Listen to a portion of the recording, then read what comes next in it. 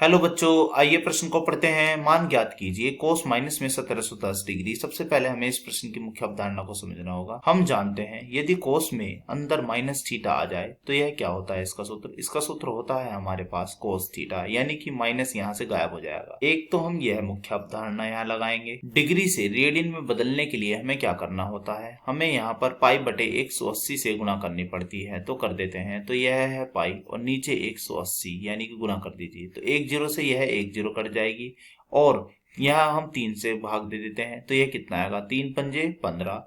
तो एक दो चले जाएंगे यहाँ पर, तो 3 सत्ते 21, तो नीचे 3 छिंग 18। तो हम कह सकते हैं, तो यह हमारे रेडियन में बदलकर कितना आया, यह हमारा आया है यहाँ पर 57 पाई बटे में कितना 6। तो यह होगी हमारी दूसरी अवधारणा। तीसरी मुख्य अवधारणा हमारी यहाँ होगी, यदि हमसे पूछा जाए कि कोस थीटा का क्या आवर्त होता है, तो इसका आवर्त होता है हमारे पास यहाँ पर 2 पाई, या फिर ऐसे कह दो कि यह होता है हमारे पास 360 डिग्री। अब हम इन तीन मुख्य अवधारणाओं का प्रयोग करते हुए अपने प्रश्न को हल करने की ओर चलते हैं। हमें किसका मान ज्ञात करना है, हमें मान ज्ञात करना है कोस माइनस में 1710 डिग्री। तो यह सूत्र मैंने यहाँ पर बताया था कि जब कभी भी क्या पूछ ले कि कोस माइनस थीटा, तो यह क्या होता है, यह होता है हमारे पास कोस थीटा। तो हम यह सूत्र यहाँ पर रख देते हैं। तो बताइए यह कितना आएगा। तो यह आएगा हमारा यहाँ पर कोस, फिर है 1710 डिग्री। ध्यान दे, बराबर लगाते हुए चले। अब हम डिग्री को रेडियन में बदल देते हैं। यह मैंने अपनी मुख्य अवधारणा में बदल दिया था।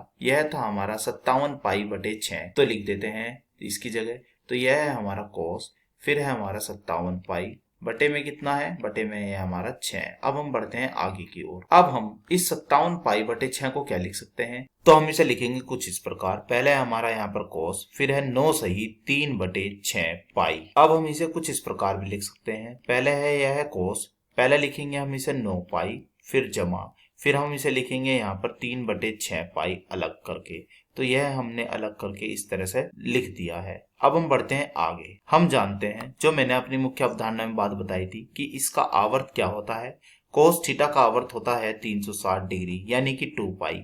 तो हम जानते हैं कि यदि हमसे यह पूछा जाए कि कोस 2n पाई जमा थीटा कितना आएगा, तो यह हमारा आएगा यहाँ पर कोस थीटा। तो अब हम यह सूत्र यहाँ पर रख देते हैं। तो बताइए यह कितना आएगा। हम यहाँ देख रहे हैं यह हमारा 2 पाई का गुणज होना चाहिए, परंतु यहाँ पर यह है 9 पाई। तो हम इसे तोड़कर लिख देंगे। पहले कैसे लिखेंगे, पहले है यह है कोस, फिर हम इसे लिखेंगे 8 पाई अलग कर लेंगे, और पाई फिर क्या है, यह है हमारा 3 बटे 6 और साथ में क्या है पाई। तो इस सूत्र के अनुसार यह क्या बनेगा, तो यह हमारा यहाँ बनेगा, पहले लिखेंगे बराबर, फिर है यह कोस, अंदर आएगा हमारा यह है पाई, फिर जमा, फिर है 3 बटे 6 और साथ में क्या है पाई। 3 एकम 3, 3 दूनी 6। तो यह कितना आया, यह हमारा आया है यहाँ पर कोस, पहले क्या है पाई, फिर जमा, फिर है हमारा यह पाई बटे 2। हम जानते हैं कि कोस 180 जमा थीटा का क्या सूत्र होता है।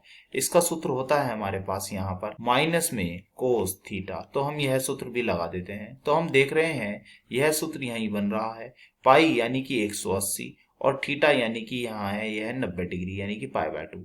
तो इस सूत्र के अनुसार यह कितना आएगा, तो कोस पाई बटे 2 का क्या मान होता है, इसका मान होता है हमारे पास 0। तो हम कहेंगे कि हमने यहाँ किसका मान प्राप्त किया, यह मान है कोस माइनस में 1710 डिग्री। इसका मान आया है हमारे पास 0। तो यही हमें ज्ञात करना था। आशा करता हूँ यह प्रश्न आपको समझ में आया होगा। धन्यवाद।